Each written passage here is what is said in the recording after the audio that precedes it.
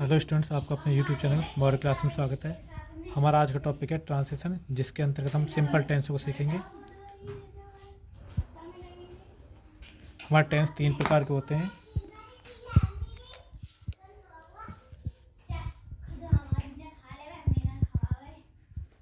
Present tense, past tense, future tense. ये simple tense भी हमारे 3 टेंसों के उन्हीं की तरह होते हैं, जिसे हम सिंपल प्रेजेंट, सिंपल पास्ट और सिंपल फ्यूचर में इनको चेंज कर दिया जाता है। सिंपल प्रेजेंट टेंस की पहचान हमारी होती है वाक्यों के अंत में, यानी हिंदी वाक्यों के अंत में है, हूँ, हैं आदि शब्द आते हैं।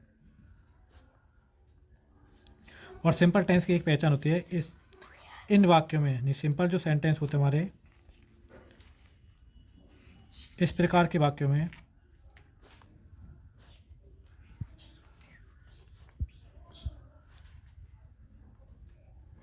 कोई भी क्रिया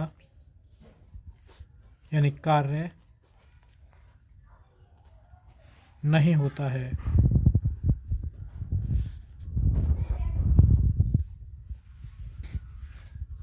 और सिंपल प्रेजेंट की जो हेल्पिंग वर्ड जो होती है वो हमारी हेल्पिंग वर्ड इज, आर और एम होती है। इज का प्रयोग एक वचन के लिए करते हैं, आर का प्रयोग हम बहुवचन के लिए करते हैं, और एम का प्रयोग हम आई के साथ करते हैं। तो सबसे पहले हम जान लेते हैं कि हमारे एक वचन कर्ता यानी सिंगुलर किसे कहते हैं।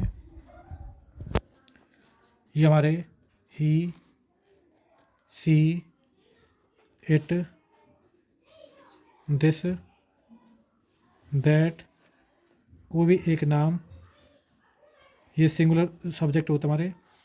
और बहुवचन कर्ता, जिसे अंग्रेजी में प्लूरल कहा जाता है, ये हमारे होते हैं I, we, you, they, these, those और एक से ज़्यादा नाम।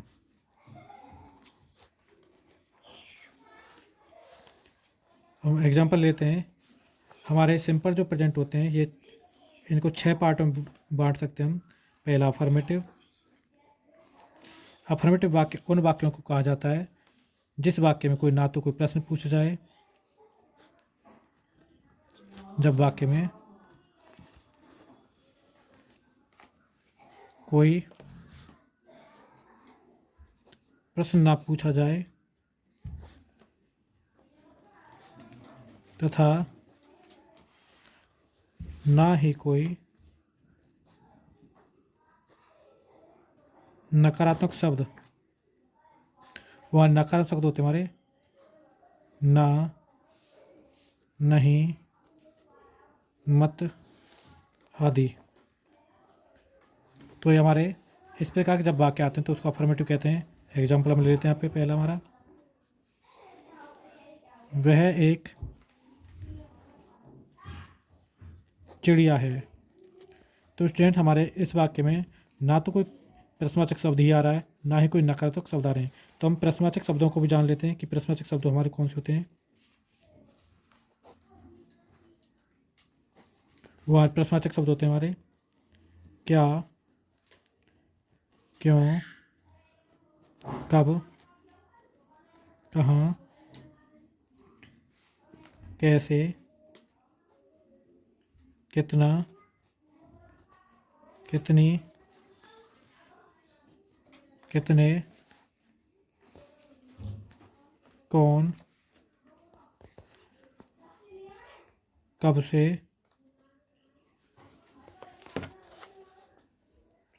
किसका, किसकी, किसके, किसे, किसके लिए,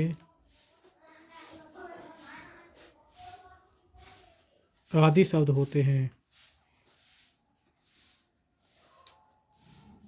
यानी हम इसको फिर से रिपीट कर लेते हैं। हमारे अफर्मेटिव वाक्य होंगे जिसमें कोई प्रश्नवाचक शब्द नहीं आए, जैसे क्या, क्यों, कब, कहाँ, कैसे, कितना, कितने, कितने, कब से, किसका, किसकी, किसके लिए आदि शब्द आए, ये सभी हमारे शब्द प्रश्नवाचक होते हैं। यदि ये शब्द ना आए और इसमें ना ही कोई नकारात्मक शब्द जो कि हमारे होते हैं ना, नहीं, मत, ये हमारे कुछ शब्द अगर नहीं आए तो वो ऐसे वाक्य हमारे अफर्मेटिव वाक्य होते हैं। एग्जाम्पल हम यहाँ पे ले लेते हैं, जैसे कि वह एक चिड़िया है। अभी हमने पिछले वाक्य में देखा था, इसमें ना तो कोई प्रश्नवाचक शब्द ही आया है और ना ही इसमें नकारात्मक शब्द ना, नहीं या मत आया है। तो इसको हम सबसे पहले बनाएंगे। तो इसका स्ट्रक्चर हमारा होता है अफर्मेटिव का, subject plus helping verb plus object. ये हमारा अफर्मेटिव के लिए स्ट्रक्चर है। तो सबसे पहले हम यहाँ पे सब्जेक्ट को लिखेंगे। इसमें सब्जेक्ट हमारा वह दे रखा है। तो स्टूडेंट्स ये भी हम जान लेते हैं कि सब्जेक्ट और ऑब्जेक्ट की हम पहचान कैसे करते हैं। तो सब्जेक्ट की हम पहचान करते हैं, वो तो हमारा जो कार्य करता है, जो कार्य करता है उसे सब्जेक्ट यानी कर्ता कहते हैं। इसकी पहचान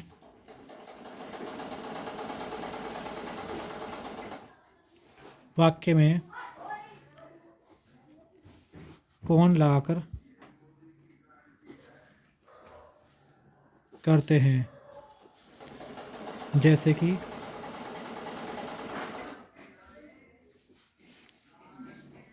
वह कौन है।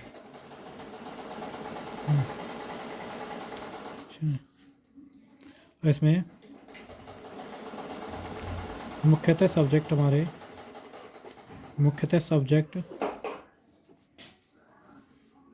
निम्न होते हैं। ये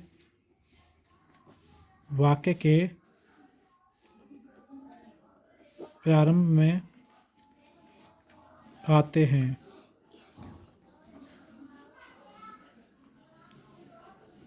हमारे सब्जेक्ट्स वह यानी कि प्रोनाउन और राम ये नाउन के रूप में हो सकते हैं। ये जो हमारे सब्जेक्ट ये प्रोनाउन के रूप में हो सकते हैं, यानी कि यह, वह, तुम, मैं, ये प्रोनाउन के रूप में, और राम या फिर सीता जो भी नाम होते हैं ये नाउन के रूप में आ सकते हैं। और ऑब्जेक्ट की पहचान हम वस्तु तथा स्थान के द्वारा करते हैं।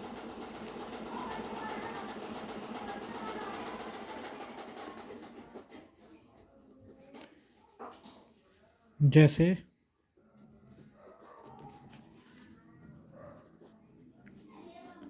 वह एक चिड़िया है। इस वाक्य में वह जो हमारा सब्जेक्ट है जो कि एक प्रोनाउन है, और यहाँ पे जो एक चिड़िया जो है यह एक वस्तु है, इसलिए हमारा ये ऑब्जेक्ट है। और लास्ट में जो है जो दे रखा है ये हमारे टेंस की पहचान कराता है। जो अंतिम वर्ड जो होते हैं, अंतिम शब्द टेंस की पहचान कराते हैं।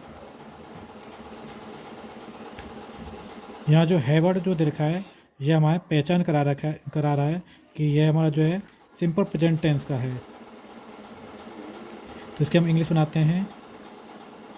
इसकी हमारी बनेगी दैट वह की हमने इंग्लिश लिख दी दैट। स्टूडेंट्स यहाँ पे ध्यान रखना, जो वह की या तो ही होती है और सी होती है और एक दैट होती है। वह के लिए हम ही और सी का प्रयोग तभी करेंगे जब वह इंसान है।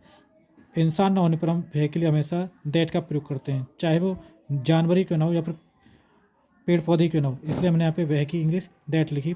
उसके बाद हमने यहाँ पे स्ट्रक्चर के अनुसार जो अंतिम वर्ड होता है इसको उल्टा लिखते चले जाते हैं। यहाँ पर हमारा अंतिम वर्ड है दे रखा है, तो इस है की जो वर्ड मीनिंग होती है वो ए जो होती है।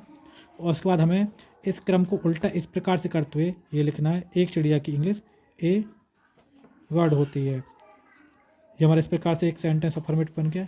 ऐसे हम एक दूसरा अफर्मेटिव सेंटेंस और लेते हैं, मैं एक किसान हूँ।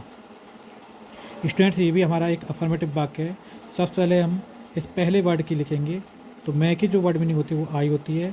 उसके बाद हमें इसको इस प्रकार से उल्टा लिखते चले जाना है। यहाँ पे हमारा अंतिम वर्ड हूँ है, तो हूँ की जो वर्ड मीनिंग होती है वो एम होती है, और एक किसान की वर्ड मीनिंग हमारी ए फार्मर होती है, और लास्ट में हमें फुल स्टॉप लगा देना है। इस प्रकार से हमने ये अफर्मेटिव सेंटेंस बनाना सीख लिया है। Thanks for watching.